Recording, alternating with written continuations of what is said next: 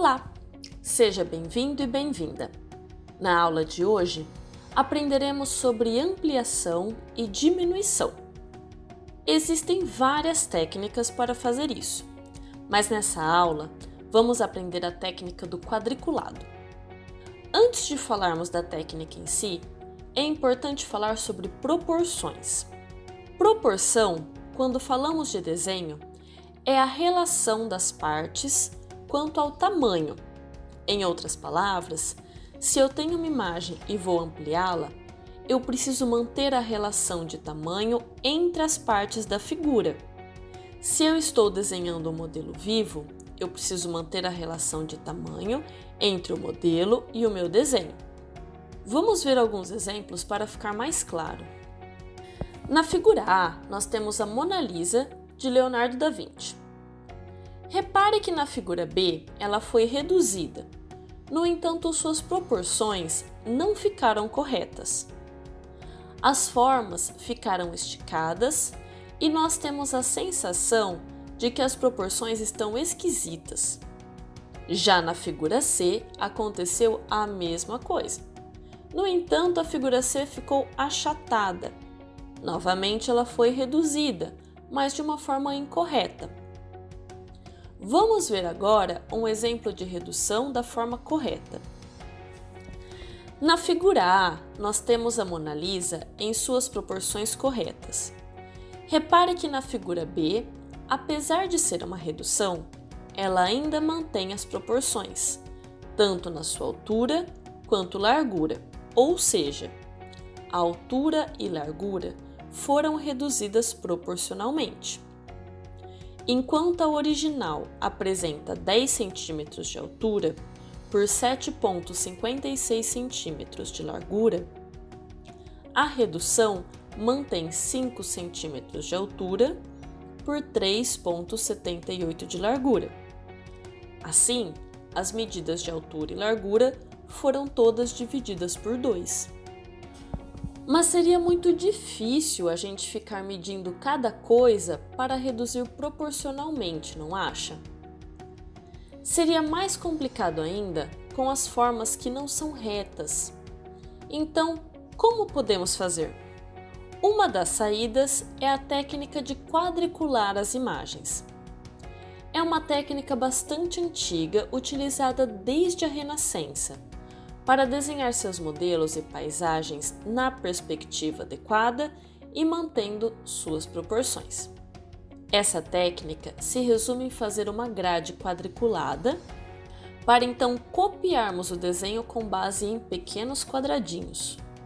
Repare que o artista da imagem observa através de uma armação com fios quadriculados e desenha em um suporte também quadriculado. Vamos ver como isso funciona na prática? Veja que aqui eu tenho 2 desenhos. Um é onde eu vou fazer o meu desenho, fazer a minha ampliação, e o outro é a minha referência. Aqui eu estou usando uma fotografia impressa, mas você pode fazer isso com qualquer desenho. Pode ser uma imagem da internet, pode ser uma fotografia, pode ser o que você preferir, certo? Aqui eu estou usando a ampliação de 1,5, ou seja, na minha imagem de referência, cada retângulo desse mede 1 centímetro, de assim, por 2 centímetros de assim. Aqui no meu desenho, eu multipliquei isso por 1,5, ou seja, 1 centímetro vezes 1,5 é igual a 1,5. Sendo assim, na parte onde mede 1 centímetro aqui na minha ampliação vai medir 1,5, certo? Aqui é a mesma coisa, enquanto aqui eu tenho 2 centímetros, 2 vezes 1,5, que é igual a 3.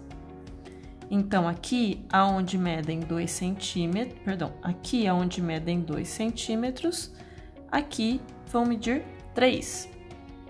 Lembrem-se que essa ampliação sempre precisa ser igual, ou seja, se eu estou multiplicando a minha horizontal por 2, a minha vertical também deve ser multiplicada por 2. Se eu estou multiplicando a minha horizontal por 3, a minha vertical também deve ser multiplicada por 3. Nesse caso, eu estou multiplicando por 1,5. Eu multiplico a minha horizontal por 1,5 e a minha vertical por 1,5, certo? Continuando. Aqui nós sabemos que cada retângulo desses daqui corresponde a um desses daqui. Você não precisa fazer necessariamente quadrados, você pode fazer retângulos ou mesmo triângulos, se ficar mais fácil. No entanto, aqui eu optei por fazer retângulos porque eu acredito que a imagem fica dividida de uma forma mais uniforme. Agora vamos começar a ampliá-la. É muito importante que a gente tenha o entendimento de que os retângulos mostrados aqui na referência são os mesmos daqui. Sendo assim, facilita colocar alguns números, como por exemplo aqui é o número 1, número 2, número 3, número 4, número 5. Aqui eu fiz a mesma coisa, número 1, número 2, número 3 e assim por diante. Aqui, mesma coisa, então 10, 9, 8, 7, 6, aqui é a mesma coisa, 10, 9, 8, 7, 6 e assim por diante. Desse jeito fica mais fácil da gente se localizar. Outra coisa que é interessante é sempre deixar a referência o mais perto possível. Então aqui eu vou começar a fazer o desenho por meio desse quadradinho aqui, tá? Na minha vertical ele é o número 3, ou seja, o número 3 está aqui, ele está aqui. Então eu vou deixar bem pertinho para eu ter uma visão bem interessante dele. Aqui eu percebo que na minha referência ele sai quase do encontro entre esses dois retângulos e o desenho chega aqui pertinho, aqui entre o quadradinho 3 e 4, bem pertinho do cruzamento, desse cruzamento aqui, certo? Eu estou falando dessa linha que dá a impressão de um contorno e é essa linha que eu preciso reproduzir aqui. Sendo assim, eu vou fazer essa marca aqui pertinho do cruzamento e a outra linha aqui pertinho de onde eles cruzam ali. Agora fica mais fácil eu fazer essa ligação com essa barriguinha que ele forma aqui, ó. Aqui eu vou continuar e fazer a mesma coisa. Perceba que nesse quadradinho, que é o número 4 aqui com o número 1 aqui, ele só passa um pedacinho da cerejinha, bem miudinho. Aqui é onde ela está mais concentrada, nessa parte aqui, ó. Então, nesse quadradinho, eu vou fazer só esse pedacinho bem pequenininho. Aqui, agora, é onde eu vou me concentrar mais. Então, a borda da cereja chega mais ou menos aqui, pertinho desse cruzamento. E ela sai desse quadradinho, desse retângulozinho, aqui, ó. Um pouquinho acima do meio dele. O meio seria mais ou menos aqui, ela sai aqui. Aqui eu vou fazer a mesma coisa, o meio é mais ou menos aqui. Então, ela vai sair mais ou menos aqui. Tendo essa marcação, é mais fácil traçar essa linha. Se não ficar muito certo, não tem problema. Reveja a sua linha, reveja onde está cada marcação.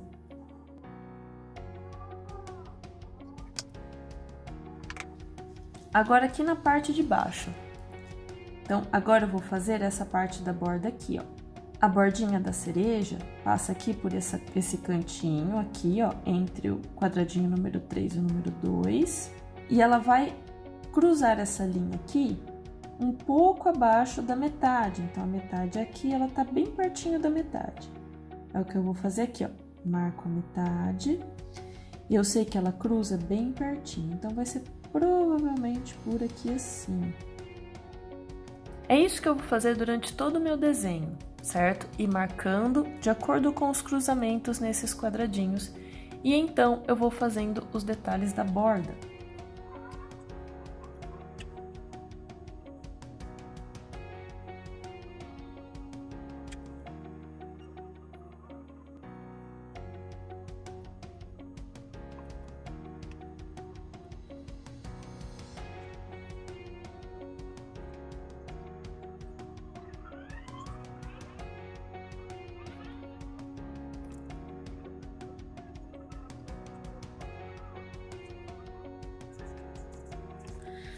Aqui, além do desenho, eu fiz também a marcação de algumas das sombras ou partes iluminadas.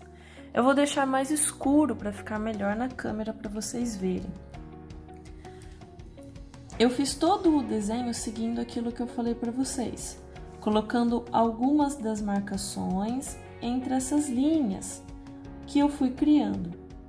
Algumas não são necessárias, lembre-se que você não precisa marcar todos os lugares ou fazer linhas muito pequenininhas para ter um desenho interessante.